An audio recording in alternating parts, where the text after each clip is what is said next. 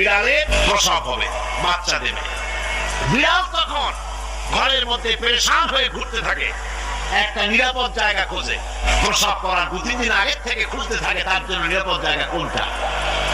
এরপরে খুঁজতে খুঁজতে প্রসবের দিন সে সত্যিকারের ঘরের মধ্যে সবচেয়ে কোনা কানা জায়গা যেটা, সেই রকম একটা নিরাপদ জায়গা সে বেছে নিল। এরপরে বাচ্চা হলো। বাচ্চা হওয়ার পর এই বাচ্চার উপরে কেউ যেন আক্রমণ না করে, শত্রু যেন তার জায়গাটিতে না আসে, এই জন্য বাচ্চাটা আরো তো হাত দিয়ে মায়ের মতো করে নিতে পারে না, সে আস্তে করে ঘাটটা কামড়ায় ধরে যাতে করে বাচ্চা ব্যথা না পায়। ওইভাবে করে ঘাট কামড়ায় ধরে আজকে এই সিঁড়ির নিচে, কালকে ওই খাটের নিচে, পরশুদিন এই আলমারির কোনায়, এইভাবে বাচ্চাগুলি সরায় সরায় রেখে বাচ্চাকে প্রতিপালন করে। এই বিড়ালের হেদায়েত দিলটা কি?